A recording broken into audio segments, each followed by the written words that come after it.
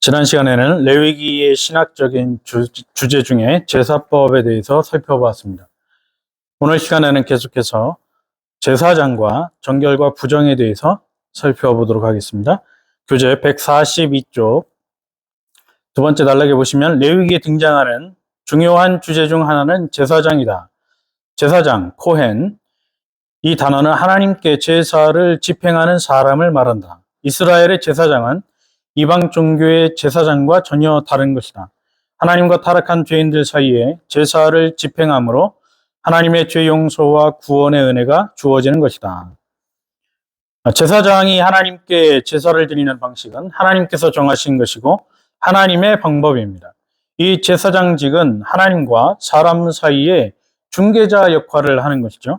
제사장은 하나님과 백성 사이에 중개자 역할을 하므로 장차 신약에 오실 예수 그리스도, 대제사장으로 오시는 예수 그리스도의 그림자, 예표라고 하는 것을 보여주고 있습니다. 142쪽 세 번째 단락에 보면 레위기 8장에서 10장까지는 제사장의 성별에 대해서 나온다. 제사장의 취임식은 어떤 특수한 죄에 대해 속죄하기 위한 것이 아니라 제사직을 행하는 데 있어 합당하지 못한 죄는 무엇이든지 제거하려는 것이다. 그러니까 일반 백성들이 제사를 드리는 것과 제사장들이 제사를 드리는 것은 전혀 다른 개념이라고 할 수 있습니다. 일반 백성들이 제사를 드리는 것은 자신의 특수한 죄에 대해서 속죄를 위한 것이고, 제사장들이 제사장의 임무를 수행하기 전에 드리는 제사는 제사장직을 수행하는 데 있어서 필요한 제사라고 하는 것이죠. 그래서 제사장으로서 하나님 앞에 나가는 데 있어서 합당하지 못한 죄는 무엇이든지 제거하기 위한 방편으로 제사장에게 주어지는 제사였습니다. 그래서 피를 회막으로 취하여 드리지 않고 회중이 주와 더불어 교제하는 번제단의 뿔에만 뿌리는 것이죠. 이것이 일반 백성들의 제사와 제사장의 제사가 다른 점입니다. 142쪽 제일 마지막 단락에 보면 제사장은 하나님의 궁정에서 일하는 종들이다. 제사장은 하나님의 집의 종들로서 많은 임무를 가지고 있습니다. 제사장들만 성소에 들어갈 수 있고 그 중에 대제사장만이 언약궤 앞에 피를 뿌리기 위해서 대속죄일에 단 한 번 지성소에 들어가게 됩니다. 제사장들은 성소에서 매일 아침과 저녁으로 분향하고 등잔의 불을 정리하는 역할을 합니다. 아무나 제사장이 될 수 없는 것이죠. 자기가 제사장이 되고 싶다고 해서 유다 지파나 아니면 베냐민 지파에서 제사장을 자원하거나 지원할 수 없습니다. 하나님께서 정하신 자, 그리고 하나님께서 정하신 가문에서, 그것도 장애가 없고 흠이 없는 사람만이 제사장의 직분을 감당할 수 있는 것이죠. 오늘날 이 제사장의 직분을 가지고 레위 지파 중에서 아론의 가문이 대대로 제사장직을 수행했기 때문에 오늘날 이것을 목사직의 세습으로 이해해서 그렇게 적용하고자 하는 사람들이 있습니다. 대단히 성경을 잘못 왜곡한 것이죠. 그래서 담임 목사직도 아론의 제사장처럼 세습이 되어야 하고 당회장직도 세습이 되어야 한다, 이렇게 주장하는 것은 성경을 엉터리로 해석하고 적용하는 것입니다. 143쪽 두 번째 단락에 보면 제사장들은 율법을 전수하고 정함과 부정함, 거룩한 것과 속된 것의 차이가 무엇인지 가르친다. 그리고 재판장으로 섬기기도 한다. 제사장들은 다른 임무를 가지고 있으나 대부분 하나님의 집에서 섬긴다. 우리가 아는 대로 구약의 제사장은 제사만 아니고, 그러니까 제사를 집례하는 것만 아니라 율법을 가르치기도 하고 또 율법을 백성들에게 전수해주고 재판장의 역할을 했습니다. 오늘날 사법기관에서 재판관이 재판을 해서 판결을 내리는 그런 역할도 재판장이 감당했다라고 하는 것이죠. 구약의 제사장이 감당했다는 것이죠. 그리고 특정 질병이 완치되었는지 그 유무를 판단하는 것도 제사장이 했습니다. 오늘날 의사들이 행하는 질병이 완치되었다, 아니면 계속 더 치료를 받아야 한다라고 하는 이러한 판단도 당시에는 제사장이 감당했다라고 하는 것이죠. 이런 다양한 일들을 제사장들이 감당했습니다. 그러나 그 제사장의 주요 임무는 하나님의 집에서 섬기는 것이죠. 성막의 기구에 제물의 피를 뿌려서 하나님의 집을 깨끗하게 했습니다. 제단에 피를 뿌리는 것은 집을 깨끗하게 하는 것이죠.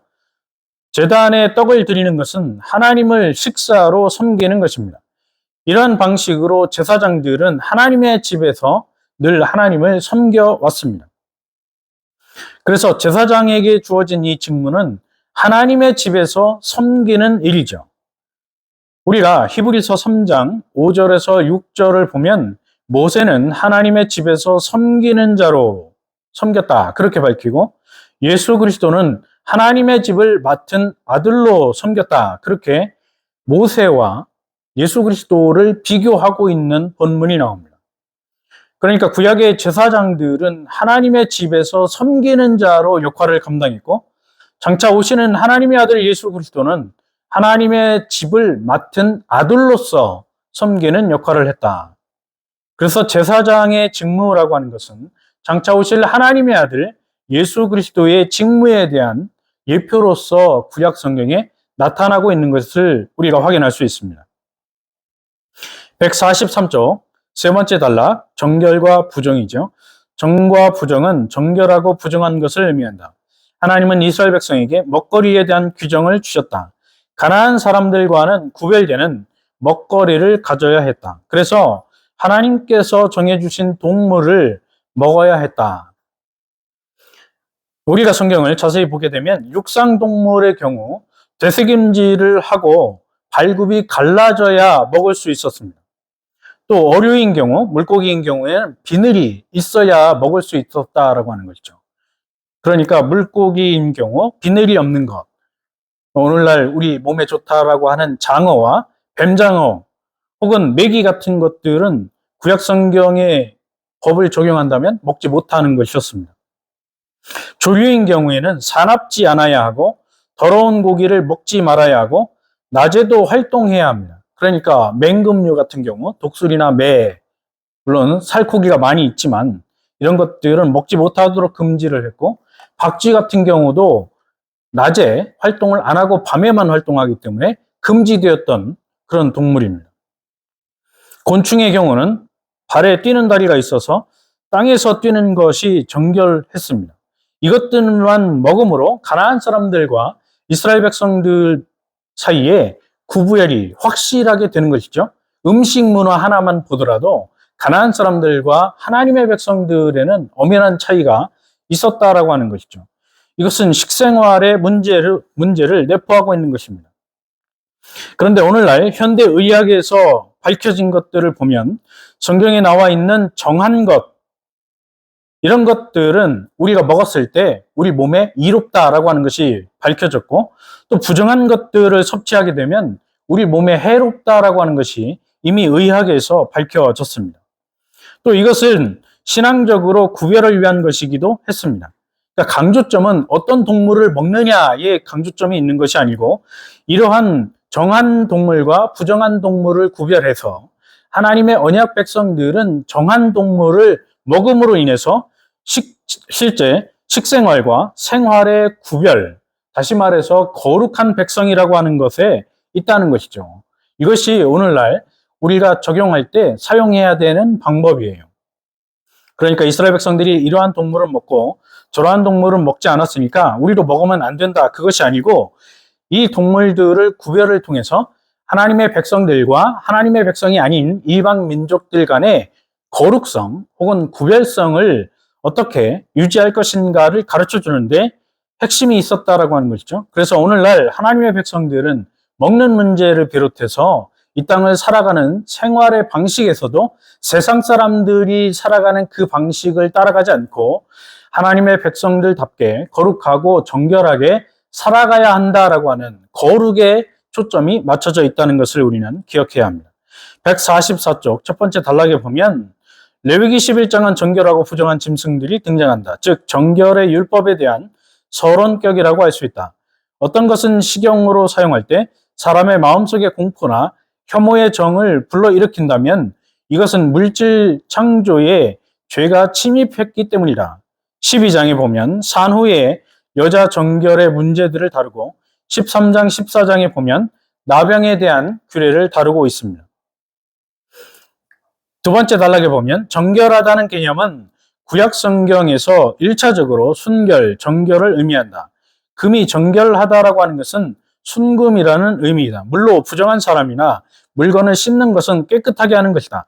때로는 불로 정결하게 한다면, 그러나 정결의 개념은 순결함, 깨끗함보다 더 넓은 의미를 가지고 있다. 현대적으로 표현한다면 정상적인 상태, 그것을 정결함, 이렇게 우리가 이해한다라고 하는 것이죠.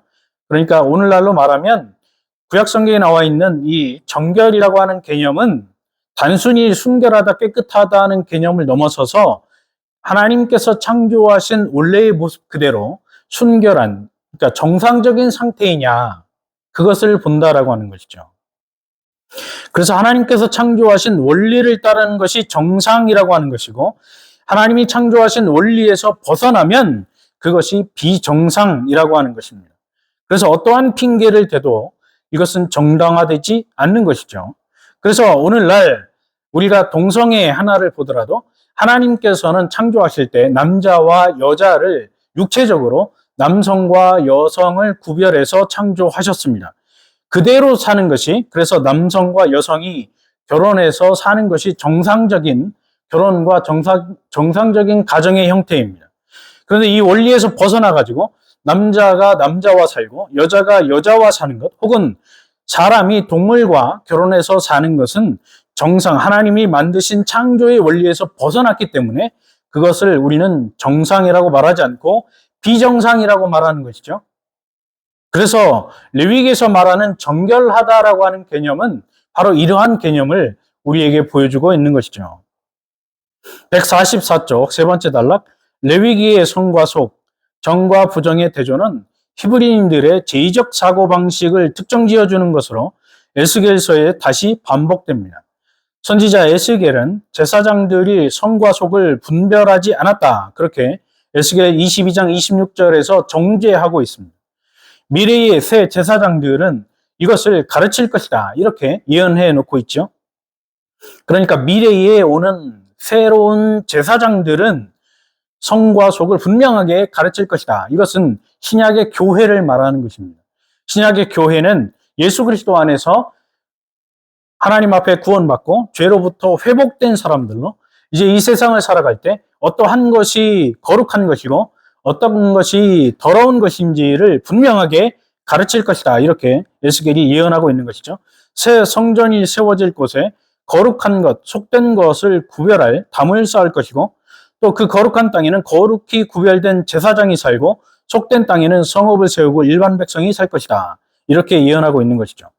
그래서 정과 부정의 제도를 통해서 하나님의 백성의 생활과 거룩을 우리에게 보여주고 있습니다. 그러니까 구약이 말하고 있는 이 정결과 부정은 단순히 음식의 구별의 문제가 아니고 하나님의 백성으로서 세상과 구별되게 살아가는 것, 그것에 초점을 맞추고 있는 것이고, 더불어서 신약으로 넘어오게 되면 예수 그리스도 안에서 구원받은 하나님의 백성들은 생각하는 것, 혹은 살아가는 삶의 방식 자체가 세상 사람들과는 전혀 달라야 한다는 것을 우리에게 교훈해주고 있는 것이죠. 오늘 강의는 여기까지 하겠습니다. 다음 시간에는 속죄일에 대해서 살펴보도록 하겠습니다. 감사합니다.